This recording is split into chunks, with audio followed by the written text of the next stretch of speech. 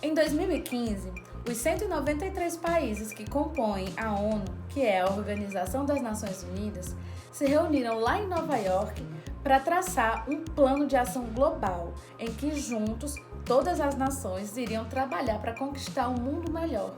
tanto ambientalmente quanto socialmente. Nessa reunião, eles traçaram a Agenda 2030 e essa agenda sugere 17 ODS, que é 17 Objetivos de Desenvolvimento Sustentável. E junto dessas 17 ODS, os países também estipularam 169 metas, que servem como um guia para que os países, instituições, empresas e pessoas possam alcançar esses objetivos até 2030 e que em 2030 a gente consiga um cenário melhor do que estava em 2015 e agora. Nessa websérie, nós da Chafudim resolvemos falar sobre 4 ODS e neste episódio a gente vai falar sobre a ODS número 16, que fala sobre paz, justiça e instituições eficazes. Para falar sobre esse tema, a gente convidou a recém-reeleita vereadora de Fortaleza, Larissa Gaspar, que também compõe a Comissão de Direitos Humanos da Câmara Municipal de Fortaleza, e também o Marcos Levi Nunes, que é educador social, mestre em Sociologia e trabalha no campo dos direitos humanos aqui em Fortaleza há muitos anos.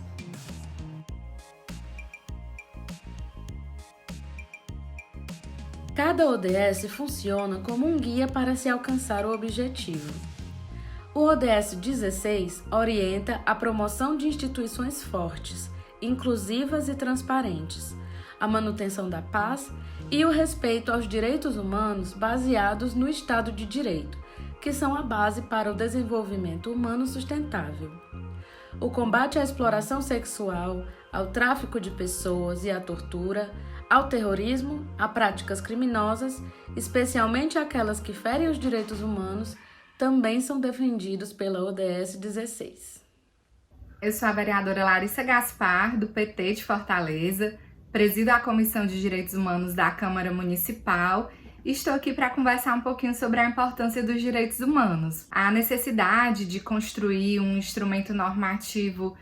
internacional que pudesse falar sobre os direitos fundamentais da pessoa humana surge logo depois da Segunda Guerra Mundial, onde nações de todo mundo percebem que as atrocidades cometidas naquele período não podiam se repetir jamais. E então várias nações se reúnem e discutem sobre esse instrumento normativo que pudessem trazer os direitos mínimos necessários para viver com dignidade. A Declaração Universal dos Direitos Humanos ela é de 1948 e também foi muito inspirada no discurso de Roosevelt, quando ele trata das 4 liberdades. A liberdade de expressão, de palavra, de religião, de viver a salvo de qualquer necessidade e de viver sem medo. Então, na Declaração Universal dos Direitos Humanos tem vários direitos que falam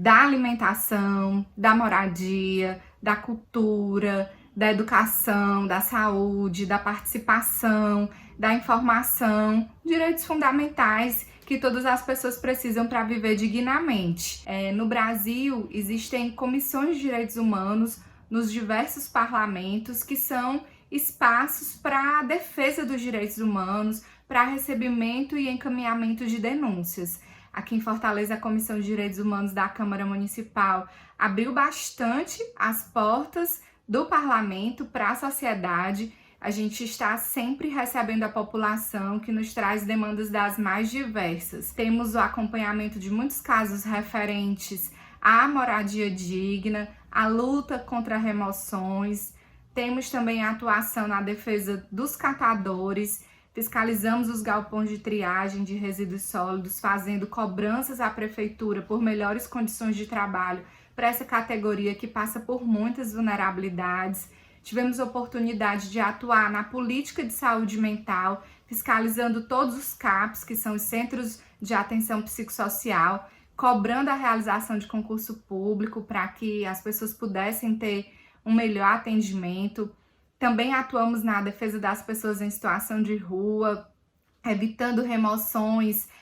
em períodos como, por exemplo, os festejos natalinos, através de articulação com vários órgãos. E também nos chegam muitas denúncias referentes à violência contra a mulher, racismo, LGBTfobia, violência contra criança e adolescente, e a gente vai encaminhando esses casos para as delegacias competentes e procurando dar um suporte à vítima e aos seus familiares. E hoje o Brasil, ele passa por um momento de muito retrocesso no que se refere à implementação das políticas de direitos humanos. O governo federal não investe os recursos necessários para que essas políticas se tornem uma realidade na vida do nosso povo. Temos um governo que exalta torturadores, que ameaça a democracia, que exclui a participação da sociedade civil na revisão e na formulação das políticas que estão previstas no Plano Nacional de Direitos Humanos. Os defensores de direitos humanos têm sido muito perseguidos no nosso país e os direitos humanos estão passando por um processo profundo de criminalização. Por isso é tão importante a gente falar sobre isso, a gente esclarecer o que são direitos humanos. É importante que as pessoas entendam que quando a gente fala de direitos humanos, a gente está falando do seu direito de viver uma vida sem violência, de ter a sua integridade física e psicológica respeitada, de ter um teto para morar, de ter comida na mesa. Então são direitos básicos e fundamentais sem os quais nós não podemos sobreviver. Por isso nós queremos convidar vocês para somar força conosco nessa luta pela defesa e pela promoção dos direitos humanos no Brasil. Olá, meu nome é Marcos Levi Nunes, eu sou educador social, graduado em filosofia, mestre em sociologia e quero conversar com vocês brevemente sobre o que representa os Objetivos de Desenvolvimento Sustentável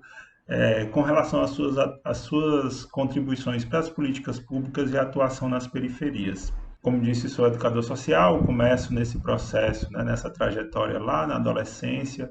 quando encontro uma ONG que trabalhava com cultura e arte, chamado Canto em Cada Canto, e que essa ONG me apresenta algumas questões de literatura, de música, e a partir disso eu vou me envolvendo, me torno arte educador, vou trabalhar com educação social de rua por muitos anos, principalmente aqui na cidade de Fortaleza, mas também na campanha nacional Criança Não é de Rua. Depois me vinculo a algumas assessorias à Rede Equipate Brasil, que é uma rede nacional de combate à exploração sexual de crianças e adolescentes. E hoje atuo na coordenação da atenção social do Centro Cultural Bom Jardim, que é um equipamento da Secretaria de Cultura do Governo do Estado, administrado pelo Instituto Dragão do Mar, que é um centro cultural de base comunitária, quer dizer, que pensamos ali dentro de um território que foi historicamente vulnerabilizado, cultura e arte como uma ferramenta de transformação social. Nesse sentido, o Centro Cultural tem um viés histórico de ações de formação e fruição cultural, mas além disso, há hoje um terceiro alicerce na nossa prática, que é a atenção social, porque compreendemos que quando lidamos com o público em situação de vulnerabilidade social, precisamos conceber, precisamos apreender uma série de fenômenos que foram desencadeados na vida dessas pessoas por conta da ausência de políticas públicas, por conta do histórico de violação de direitos. Então, hoje a gente tem uma equipe de educadores sociais, de arte educadoras, com psicóloga, com assistente social, que busca mapear as situações de violação de direitos, tanto de alunos do CCBJ como do público que frequenta o equipamento, para fazer com que esses casos de violação de direitos sejam encaminhados para a rede de garantia, quer dizer, o CAPS, o CRAS, o CREAS, o que a gente chama de sistema de garantia de direitos, que são a série de equipamentos sociais que são responsáveis por lidar com qualquer caso que venha a ocorrer de violação de direitos. Bem, é isso que a gente desenvolve lá nesse Centro Cultural de Base Comunitária. Hoje, por exemplo, nós acompanhamos 50 jovens que recebem uma bolsa para desenvolver e fortalecer suas ações de direitos humanos, arte e cultura no território do Grande Bom Jardim. Além disso, colaboramos com 30 organizações sociais, coletivos do território, também fortalecendo as suas ações de direitos humanos. e acompanhamos famílias de crianças e adolescentes que frequentam o centro cultural, a fim de tanto prevenir situações de violação de direitos, como também de conseguir identificar possíveis situações de violação para encaminhar, como eu tinha dito. Trabalhar nessa área é muito desafiador, obviamente, por conta de toda a falta de compreensão da nossa sociedade sobre qual a importância dos direitos humanos, qual a importância dos objetivos de desenvolvimento sustentável e como é que faz-se necessário políticas públicas que lidem com essa demanda a fim de criar uma sociedade mais justa, né? Com menos desigualdade social, com menos violência. Então, além do grande desafio da pauta, né, um desafio histórico para o país, há também um certo preconceito. Não sei se eu posso dizer necessariamente preconceito, mas uma falta de compreensão sobre qual a função do trabalhador da área social. Essa falta de compreensão, ela tem um nascedouro histórico, né? Quem fazia ação social na nossa sociedade, né? Eram as primeiras damas, era a igreja. Então, há muito uma compreensão de que as pessoas que trabalham nessa área são pessoas muito bondosas, que se doam e podem até ser, mas o que eu queria trazer à tona aqui nessa conversa é que, mais do que se essa pessoa é bondosa ou não, há uma série de técnicas no trabalho da ação social, né? O assistente social, a psicóloga, o educador social, os arte-educadores, toda essa equipe, elas têm metas, objetivos, técnicas de construção de tecnologias sociais para identificar situações de violação de direitos, construir os encaminhamentos para essa situação de violação e acionar a rede de garantia de direitos para que esses encaminhamentos sejam acolhidos, né? É óbvio que nossas técnicas hoje são, aqui em Fortaleza, né, majoritariamente, são muito pautadas a partir da perspectiva paulo-freireana, né? Então, a pedagogia social do Paulo Freire, a educação social do Paulo Freire, é um horizonte na nossa ação, quer dizer, a construção de vínculo com o educando, a construção de projetos de vida, a tentativa de um trabalho, uma metodologia que seja horizontalizado, tudo isso tem um nascedouro muito forte nas propostas metodológicas da pedagogia paulo-freiriana, então hoje a nossa atuação é muito pautada nisso, né? Então, para finalizar, é muito urgente que a gente entenda como que numa sociedade desigual, como que numa sociedade que sofreu violências históricas no seu processo de construção, como podemos construir políticas públicas com metodologias específicas, com orçamento efetivo, para garantir que situações de violação de direitos, como a violação doméstica, como a violência doméstica, como a miséria extrema, como a drogadição, aliás, como o uso abusivo de drogas, né? Como é que nós podemos pensar uma série de tecnologias sociais, mais uma vez, que possam dar conta desse cenário. Então, a gente tem que pensar metodologia, tem que pensar orçamento, mas também tem que pensar em conscientização social. É óbvio, a gente não vai superar isso sem políticas públicas que sejam